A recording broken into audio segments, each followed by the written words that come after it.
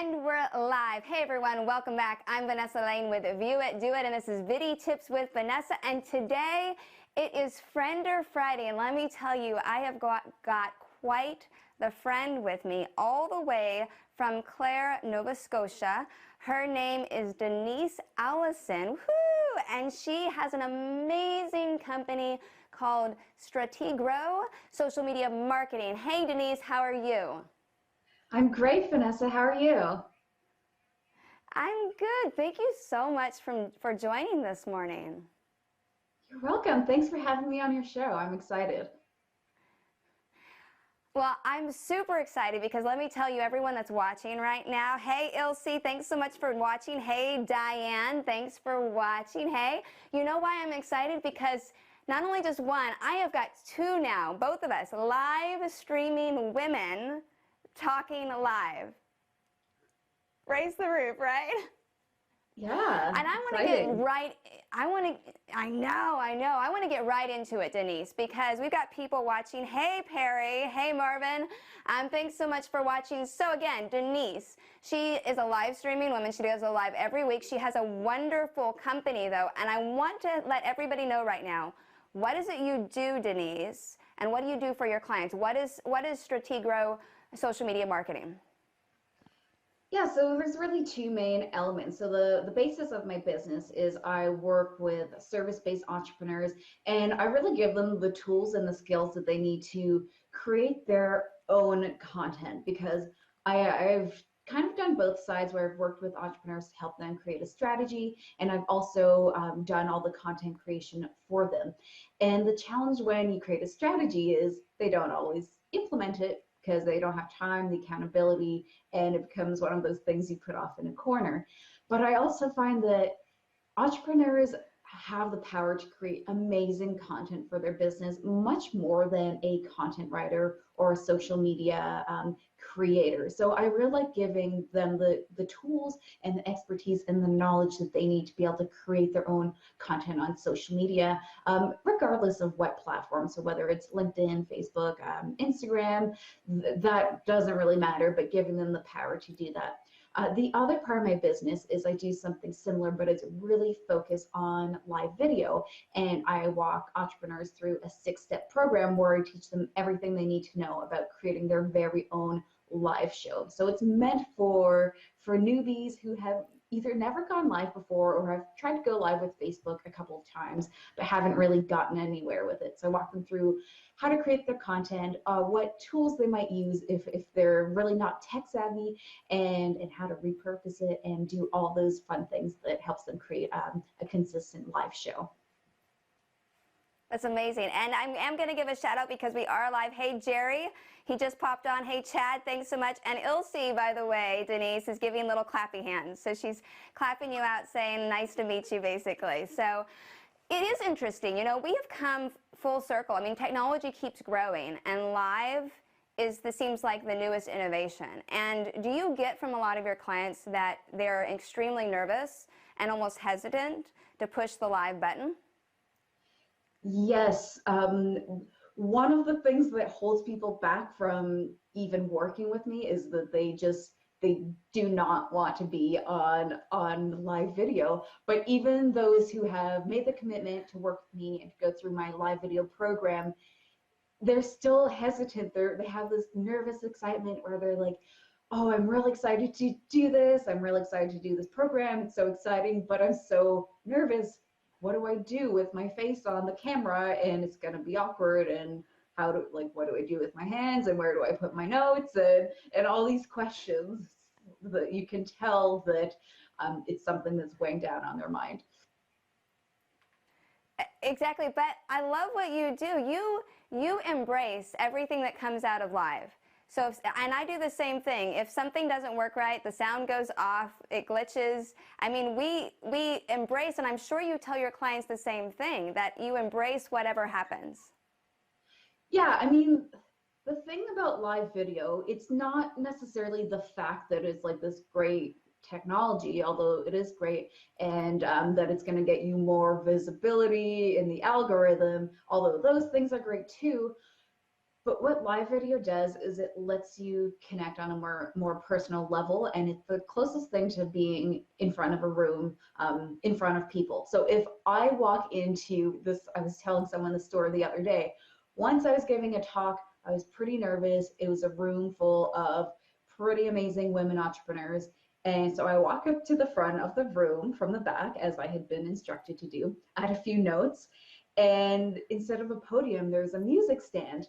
Now, I'm not a musical person, so I've never used a musical stand before. And I went to put my notes in it, and it just fell right through on the floor. And I was like, oh, well, great icebreaker, and pick them up. So that's the type of thing that if it happens in real life, well, you just kind of need to keep going. You can't reverse and do it again. So it's the same thing with live video. If something goes wrong, you just keep rolling, because it doesn't matter. People are going to actually, they're going to embrace those flaws, and it's some of the things that's going to help them like you more if you're able to overcome those challenges and show that not everything is perfect. So yesterday I started a live, and I have this really fancy mic here, and I hadn't Ooh. plugged it in. So I started going live, and someone commented, "There's no audio." And so I was like, oops, and I had to start over. So that's the kind of thing that can happen. And it really isn't worth getting too worked up about it. It's just a matter of moving on and kind of laughing at those things and hoping that people are watching it in the spirit that it's intended, that we're all human and we make mistakes. Exactly, exactly. Hey, Bruce, and hey, Tiffany, thanks for joining us. Hey, Sarah. Hey, Stephen, thanks so much for popping on Watching Live. Again, I have Denise Alison, again, with Strategro Social Media Marketing. She also is a fantastic live streaming expert on the platform. So please start dropping comments for her, and we're going to keep chatting about what she does for her clientele. So we understand that people's hesitation of hitting the button, of what if I mess up? But what are the benefits from your side? I mean, I have benefits too, but what are the benefits that you tell your clients of whatever comes out, there is a benefit to that live and for repurposing measures afterward? Yeah, I mean, when I'm teaching my clients how to go live, the focus is creating a show where you're sharing content and you're sharing your expertise. So the underlying goal is you're positioning your expertise and you're showing your audience what you're an expert in and what you can help them with. But there's a lot of like reading between the lines of people really seeing what your personality is like, because a lot of the people I work with, they work with their clients really closely, so they want to work with people who are going to really jive with them on a personal level. So you don't want an HR consultant coming into your company if they're not at all on the same page as you don't jive with them. Maybe they're really like suited up and you're not, or maybe they're not at all suited up and it's more a very corporate environment. So you need to make sure you're on the same page personality wise, and live video really lets you show that more than any other type of video because it doesn't get edited out. So even, I know you did a video yesterday about pauses. Even if someone has this weird tic or they talk with their hands a lot, which I do, you get to see that and you get a preview of what you're getting yourself into. So that's generally the benefits. I mean, the benefits of repurposing are really endless. You can take the entire video and post it on YouTube or post it wherever. You can take chunks of that video and post them on LinkedIn or Instagram. You can take the audio out and create a podcast. You can just take some sound bites and create static images. Like really, there are a lot of opportunities that come out of the live. And sometimes because you're live, you're going to want to plan it, but it's not completely scripted and rehearsed. There might be some gem that you said and you're like, wow, that was amazing. Now I need to use that in other places in my marketing. No, I completely agree. We have got more people coming online. Hey, Ken. Hey, Allison. Hey, Pamela. And Pamela actually says, always great content. She is loving what we're talking about right now. You know, I think it's important, like you said, the distribution from video is endless. And I love that idea. I love actually doing exactly what you say. I sometimes will just take out the audio myself, and you push just the audio. It can be behind a static picture, and it can be, if not just as powerful as the original video itself. So I think that's fantastic. I also think what you said about if you have a tick, I mean, you use it, whatever your personality, you know, I've asked people have said, do I need to change? No. And this is what I tell them, is that everybody is not your tribe. Everybody is not part of your pond. And you don't want to market to the millions of people out there, because you just can't possibly have all the funds. So you market to your tribe and you embrace whoever it is, because I love the fact that you use your hands, because I know that you're part comedian and that you do theatrical things, and I can tell, but it comes across in your personality. And why hide that? Because it's a beautiful thing. Yeah, absolutely. And people think that when they're going live that they need to be like a Toastmaster and that they're at the podium and they can't. Well, okay, here's one thing. If the only thing that I ever pick out on people's videos is if they use a lot of, again, you spoke about this yesterday, but if they use a lot of crutch words or terms like, I know I say so a lot more than I would like. So those are the kinds of things that you can see in your live videos looking back. It doesn't mean that you want to change. It means to be a little bit more intentional about the types of things that are coming out of your mouth. But absolutely be yourself. That is the point of live video, where you're showcasing yourself. If you're trying to be the Toastmaster speech giver, you just blend in with everybody else, and you're not finding the people who are right for you and who want to work with you. Exactly. I have that same tick. My favorite word, my filler word, is so. In fact, you'll notice that if you go back and watch my video, I said so twice, and someone actually laughed in the comments. I heard a so. It's my tick, and my husband is my best friend, and then there was an and my best friend, he constantly says, slow down. You can pause and let your brain catch up with your mouth. It's okay. And I remember when I was on the theater, and you do theater work as well, my director would say, you don't have to talk. Why are you talking? And the silence is sometimes deafening for people, but the silence can really speak more volumes than the words itself. What do you think? Yeah, and if you've ever done any, for the people watching, if you've ever done any theater or skits or plays or what have you, it will always be written in a moment where everyone needs to stop and think about what that character just said. It'll say pause.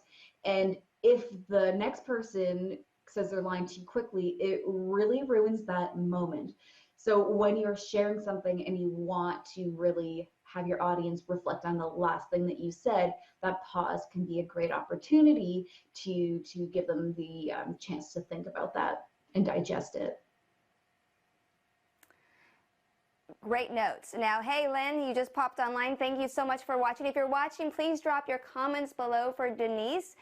So let's talk about, Denise, content. You mentioned something about that not all platforms are right for every person.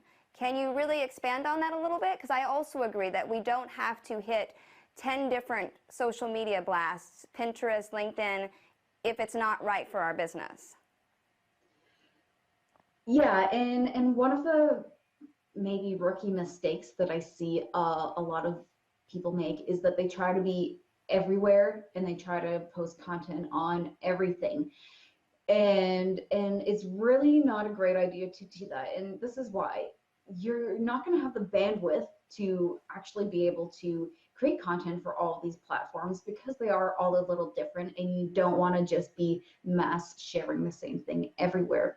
It's also hard to keep up the engagement on all the platforms, which is really where a lot of the magic happens. So content is an important piece of your marketing strategy, and it's the foundation of it. But in addition to that, you also want to take the time to engage with anyone who's commented on your posts, and you do want to take the a moment to engage with anyone else's content that might be relevant to you. Maybe they're a potential customer or a peer or a potential collaborator or anything like that. But you want to take the time to get to know your connections and your followers on those platforms. So by joining all of them, you are really spreading yourself too thin. So I really don't like Twitter. I have a Twitter account, and if people go to my Twitter profile, I've pinned a post and it says, "Thank you so much for joining me here. I don't really love Twitter, so if you really want to get to know me, please follow me on Instagram or Facebook or LinkedIn." So I'm trying to send them over there because otherwise it's like, who is this person? Because they never post anything. And I like Pinterest for looking at pretty things, but not for creating content. So it's a whole other ball game, and I'm already like to my eyeballs in creating content for other sites. So I'm not going to add something else into the mix to do half-assed, if I can say that on your show. So I think it's about doing some things really well and not trying to be everything, but taking where you think your audience is, which is a whole other conversation that I'll get into in a second. But it's going where your audience is. So for example, I spend quite a bit of time on LinkedIn, and that's because I work with entrepreneurs, and LinkedIn is a great platform for B2B and to find other professionals. So I put a lot of time in there. I also put a lot of time into Facebook because everyone is there, and Instagram is an up and coming platform where a lot of my potential customers are as well. And I actually like Instagram because I find it's a lot of fun to create stories and use the kind of functions that aren't as popular on Facebook and don't yet exist on LinkedIn. So sometimes I'm just there because I find it's fun, but yeah, I hate Twitter, so I'm not there. No, Lynn says good morning. She's watching. I am 100%. I am so anti-Twitter, even though I have a Twitter account, and I should take you up on that and go put a note and saying, if you really want to know more, find me on XX. You're right, you can't be everywhere, and nor should you be, because your clients aren't everywhere. And I also agree with you. LinkedIn is great for an entrepreneurial setting. It's great for a lot of things. I mean, people have approached me from, maybe they're selling dresses, or maybe they're a chef, and they've approached me saying, why would I go here? People need to see my pictures, they don't need to see this. But I start saying, well, think outside the box. You don't have to just be in your hometown. I mean, especially if you have an online presence and an online store. If you have an online company where you sell your dresses across the world, well, I mean, all entrepreneurs need to learn how to, need to know how to dress. And we all have struggled with that. So yes, I would say LinkedIn is a great place for you. I do feel you though that I try it out. I try different platforms and see what is working. When my videos work in one platform doesn't necessarily mean my videos work in another. And for me, it's the same thing. My pictures do really well on Instagram. My videos are okay. I find a better engagement when I push them from IGTV, because really you're utilizing both avenues then. And I agree with you. Try things out, see what is working, and then if it's not working, see how to tweak it. Because the different platforms are geared towards different types of engagements. Like you said, the Insta stories have a greater reach sometimes than your posts in general. And so I completely agree with you in that point. You cannot be everywhere. What do you think about, though, planning your content? What do I think about it? Well, first of all, you should plan your content if you're not already. But really, here's my like very bare bones plan. I try not to plan it too much because I'm a creative and I need inspiration before doing something. I can't just look at a blank page and be like, okay, these words are coming out. So I always have a post that is reiterating my one step back. I do a live show every week on Tuesdays. I've also now added a second live show on Thursdays. So that creates two big pieces of content that are already going out there. Those videos are then chopped into smaller videos for LinkedIn, because smaller or shorter videos are going to perform much better on LinkedIn than if I uploaded a 10-minute video, which is the max. So I chop those up.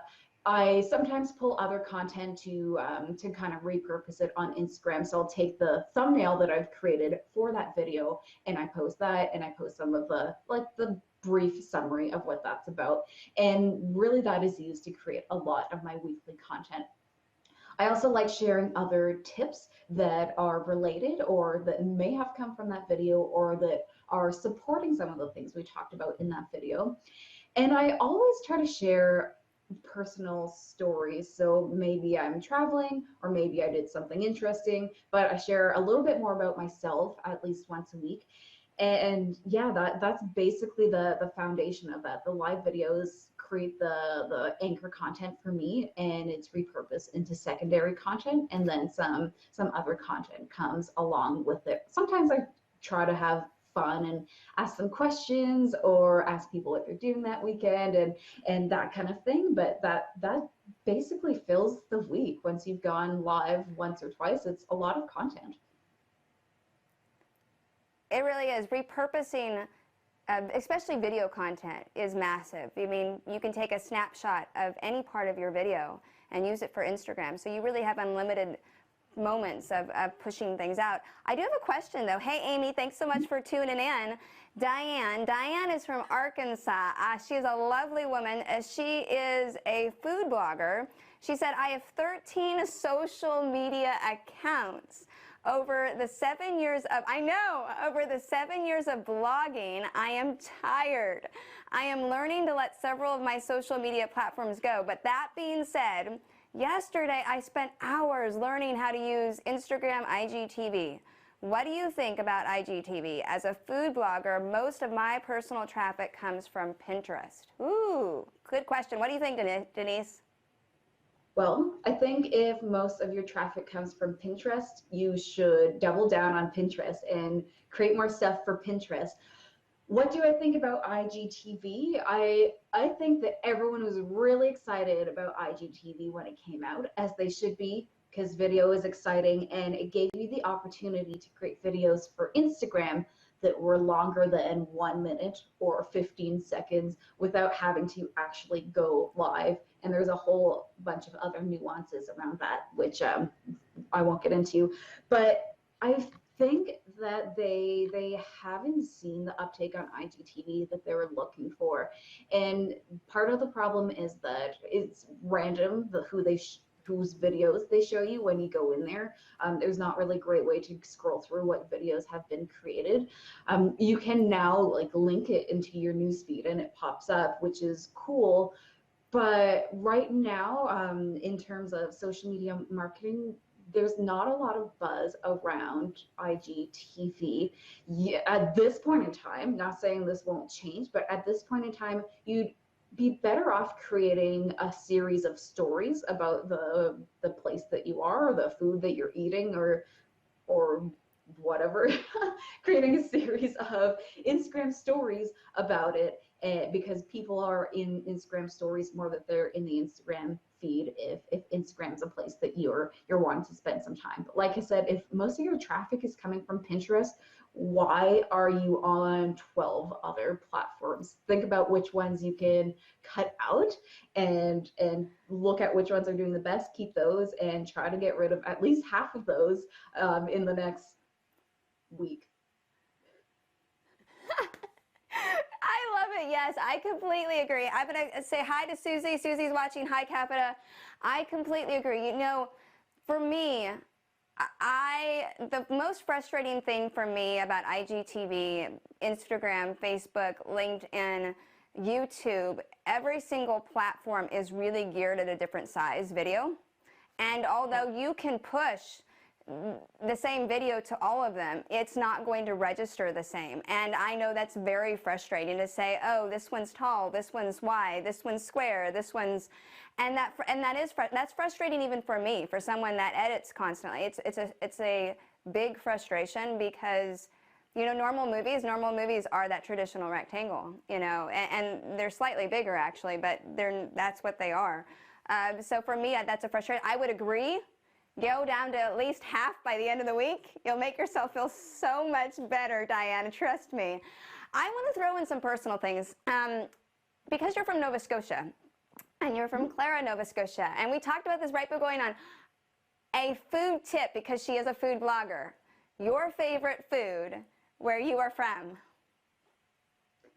Okay, so my fiance says, he says, is Rappy Pie your solution to everything? You can't just serve it at every holiday or every function. So basically, Clare is an Acadian community, and the Acadians are descendants from people from France. So basically, when the Europeans were colonizing North America, they left a group of French people here. They kind of developed their own community, their own culture, and what have you.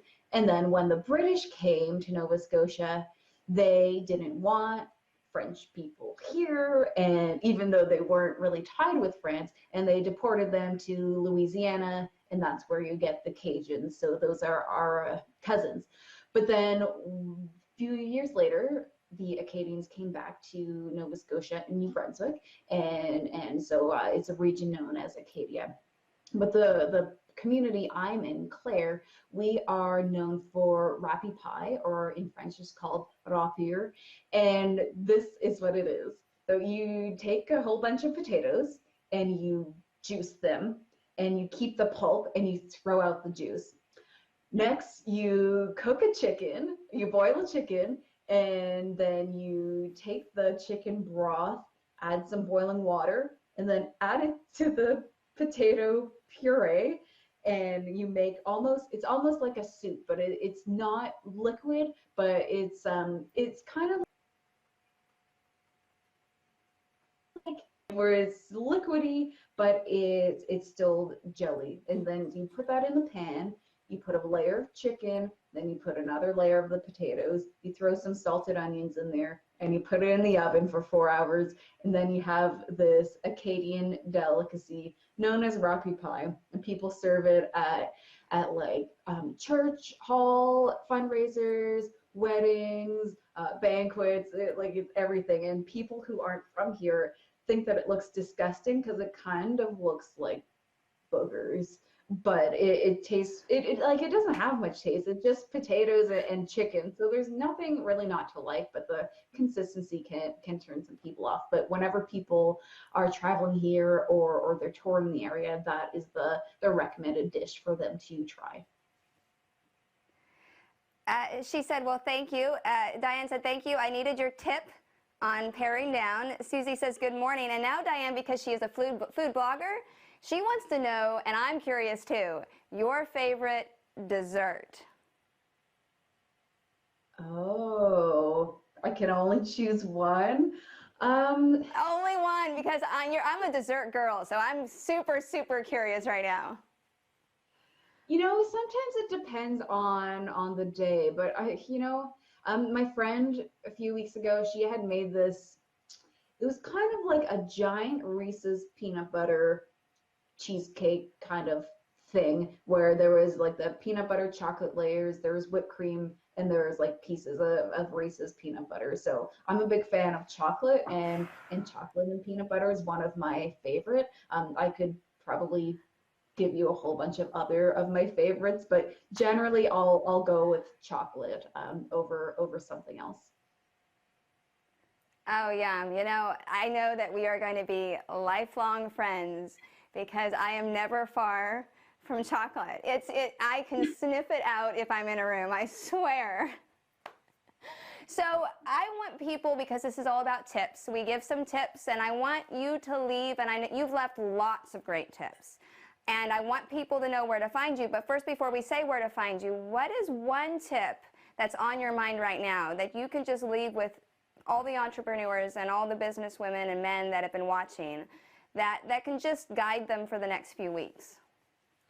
Yeah, and this is probably like an underdog kind of tip.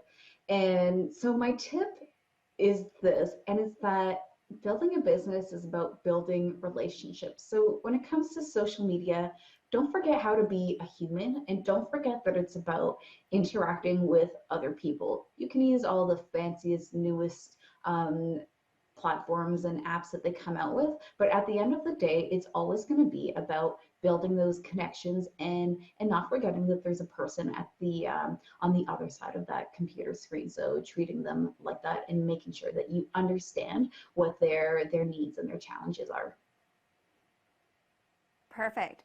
Perfect. I've got to throw one more out. Hey, Lynn, thanks for watching with us right now. So Ilse Serrano, she, let me tell you, and I'm going to throw it out there, and yes, I'm going to say this, she is a badass photographer and a badass food photographer. She said, ooh, I'd like to come photograph that. So she's raising her hand going, I'm going to come, well, we'll meet you and I'll come with her. We'll photograph together. I'll watch her photograph and then I'll sample over and over again, just for quality control.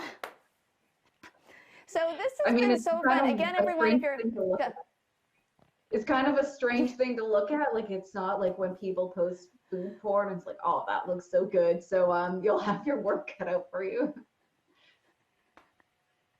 Hey, John, thanks so much for tuning in. So, again, if you're just tuning in, we are live. So honored, really, to have Denise Alison on us with Strategro Social Media Marketing. I want everybody not only to go back and watch the replay, and when you do, please let me know if you're watching the replay. Please let Denise know if you're watching the replay. But Denise, where can they find you? Because like you said, you go live twice a week with great information and great tips, and I want them to be able to find you on social media and be able to follow you. And not only that, but the important thing that you said, to engage with you. Mm-hmm. So the best place to find my live videos is on my Facebook page, and you can find that at facebook.com/Strategro. You can find me on Instagram at Strategro Denise, and you can find me on LinkedIn, and you just look for Denise Alison. Let me tell you, if you aren't following her, she is doing amazing things, a fantastic womanpreneur, a fantastic entrepreneur, and she gives solid tips and tricks to help you in your business. Denise, thank you so much for joining us today on Fender Friday. It has really been an honor and pleasure, and I'm subliminally, consciously, whatever you call it, with you right now in Clare, Nova Scotia. So I'll have to pop by sometime because I'm going to have to try, you know, what you said, all the lovely dishes of your area. Thanks so much for having me here, Vanessa. It was so much fun. I wish we could chat all day, but I guess we both have businesses to run. We do, but I will check you on your next live. Again, I'm Vanessa Lane with View It, Do It, and this has been a fantastic Fender Friday with a dear woman, a dear friend, Denise Alison. Please look her up. Please look up her company on Facebook, LinkedIn, Instagram, and I will see you on Monday. And Denise, I hope you and your family have a fantastic rest of your day and a wonderful weekend. Thanks. You too. See you guys later. Bye.